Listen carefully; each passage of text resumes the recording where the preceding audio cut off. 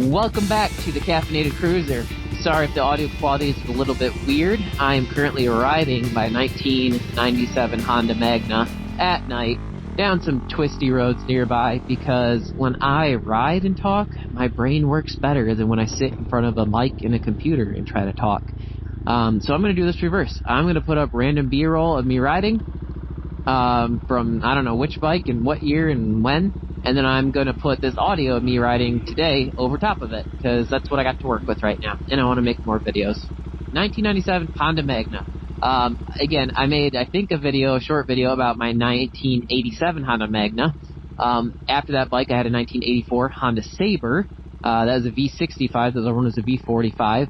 And now I'm on my third Honda with a V4 in it, more or less the same platform. Very, very similar bike to the 1987 Magna that I had.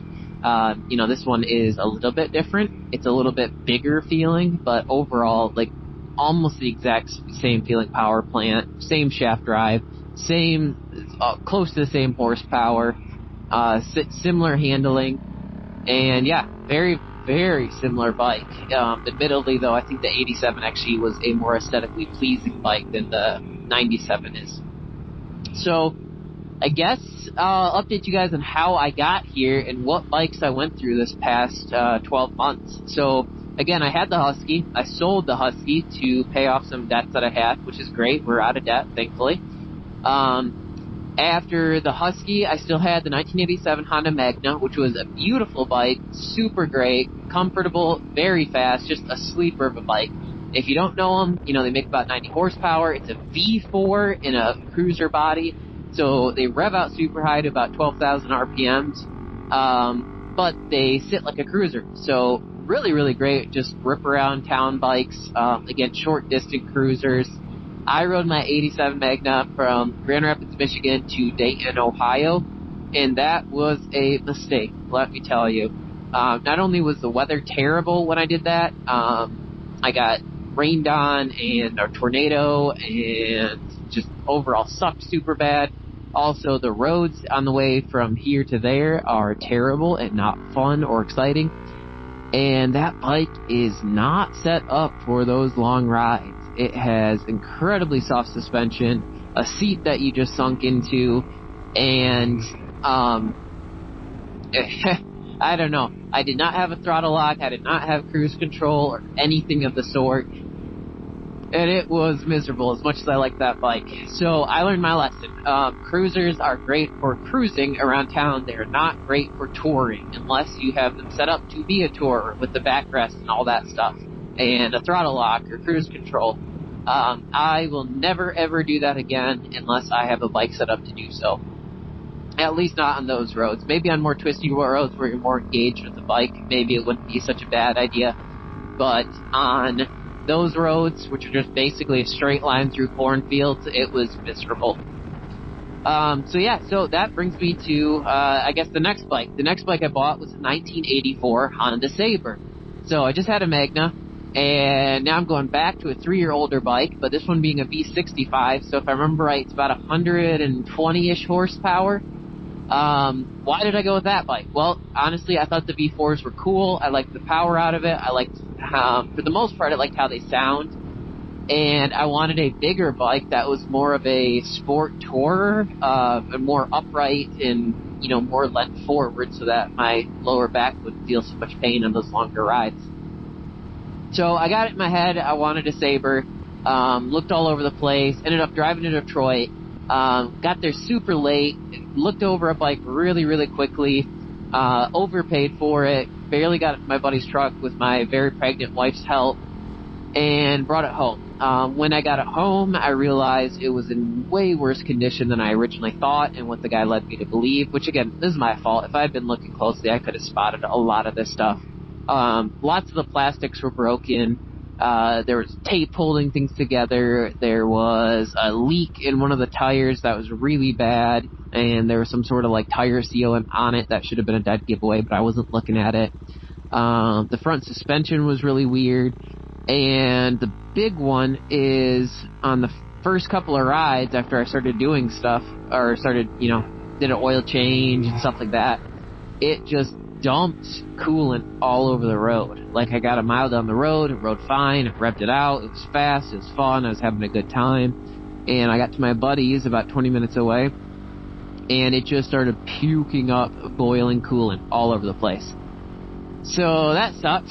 So I did a ton of research, tried to figure out what was wrong with it, and came to the conclusion that, well, maybe it's my radiator cap, maybe it's the fan, who knows. And I think I'd already done a coolant change at this point. I don't remember for sure.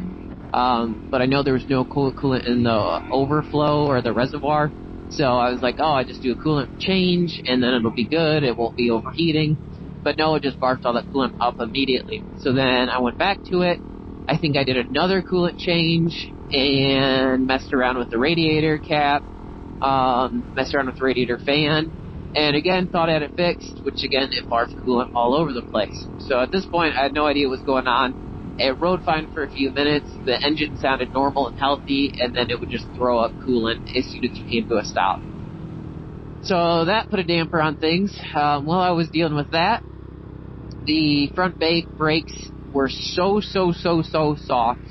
And the reservoir lid was all warped, and the screws were stripped out, and there was water seeping into the brake reservoir. So I ordered some new parts, I replaced it, and drained the fluid, changed the brake pads, all that stuff. And no matter what I did or what brake reservoir and master cylinder I had, I could not keep pressure in the line, and you'd have to pump it a ton of times before there's any pressure. Did it need new brake hoses? Probably. If I remember correctly, I did actually replace them as well, and that still didn't work. And so I don't know. I don't know enough about it to know where the issue was coming from. Was it the caliper or something else? Who knows? So that sucked. Had issues with the rear brakes as well. Had issues with oil leaks and coolant leaks. Had issues with plastics, with clocks. There's basically almost every part of that bike was weird and it sucked. I should have done more research on it. There was also really overcomplicated suspension on the front that apparently if you adjusted it so that the front forks don't dive, it just blows out the fork seals really quick, so I didn't want to deal with that. So finally, I just decided to list it on Marketplace. I sold it at a loss. The kid who came to buy it dumped it actually on his test ride, which thankfully was okay. But took off with it, so somebody else's problem at that point. I then found a 2007 SV650, also on the east side of the state, and it was about $2,000, and I was like, alright, that's a good deal, and it looked like it was in good condition, and I started messaging the guy who was selling it, and after a little while, he basically was like, hey, I'm out of money, my truck's about to get repossessed, I need this gone, and he just kept dropping the price lower and lower and lower until he got down to like $1,700. And then he's like, I will deliver it to you in person. So he loaded it up on his truck, drove it over to me, 3 hours away, dropped it off. Apparently he dropped it while trying to get it on his truck, so it had some new scratches, at least according to him. So got an even bigger discount on it. Really sweet bike, actually. The chain needed some lubing and adjustment. There was a sticky clutch lever, and let me think if there was anything else. There may have been one or two other really minor things with it. But it took me like 20 minutes to adjust the chain, clean it up, just basically lubed the cable for the clutch lever, and that was super smooth and snappy after that. I think I put on new hand grips, I put on a new brake lever, and that was about it. And the bike was super clean. I was actually planning to turn it into a track bike, and the couple of rides I did on it were way more fun than I was expecting. And the rear sprocket, I think he put a bigger sprocket on it, so there's more torque if I remember correctly. So it actually pulled really hard off the line, and it sounded so good. I can't remember what the slip-on exhaust was that was on it, but it sounded amazing with that V-twin. And anyways, fully expected to keep that bike when I turned it into my track bike or my daily. And then me and a couple buddies decided we were going to go on a camping trip to Traverse City. At that point, I was like, I've already done this thing where I'd go on a fairly long ride on a bike not set up for long distance riding. I don't want to deal with that again. I got too much back pain and issues. So, started shopping around again, and I think by this point you might be seeing a trend. I think I actually have more fun shopping for bikes than actually having bikes. I don't know. Something about that. That being said, I do put a lot of miles on all my bikes. I probably do more than 20,000 miles annually, and that's really just for fun, riding around and a little bit of commuting. So I started shopping around, started looking up cruisers and adventure bikes and sport touring bikes, and that's when I stumbled upon the Kawasaki Concourse and FJR 1300 and the Honda ST 1300. I was like, you know what, I want to try something different. I've had a bunch of V4s, I've had some singles, I've had a V-twin now for a short period of time. Let's try an inline 4. And I found a great deal on basically a decked out 2003 FJR 1300 that an older gentleman was selling because it just got too heavy. And I went with my buddy, went and picked it up. And basically on the first ride I fell in love with it. It was just an awesome bike. It was definitely heavy, big bike. It had the top box and bags, and even without that stuff, it was still pretty heavy. But it handled so good. I thought it was going to be so lumberous and just slow to turn in, but it wasn't. It just felt like a big sport bike. It was so much fun. And that FJR, if you took the top box and side cases off, it really, really did look like a big R1 in my opinion. It looked like a big fat R1 from 2000. So I got that bike, I rode it home. It had some age, being it's 20 years old, but really great condition. It had tons of service records. Actually had about 82,000 miles on it when I bought it. And it basically was brand new. All the maintenance had been done periodically. Valves have been adjusted, fork seals have been replaced, oil changes, warranty work, all that stuff. So when I got it, I did, like always, I do an oil change, coolant flush, brakes, all that stuff. I did those things. The bike was, other than the fairings being a pain in the butt to take apart, the bike was super, super easy to work on. And again, the two bikes I've had that were the most easy to work on was the Suzuki and the Yamaha. No bikes I've ever had have been easier than that. So, I did those things. I put on some heated grips. I started riding that bike every day, had a couple different windscreens, ended up heavily modifying one to cut it down to get more air to my chest, because little did I know, those FJRs are a freaking furnace in that first generation. It was so boiling hot. Excuse my crudeness, but it literally felt like I was boiling my nuts on the tank.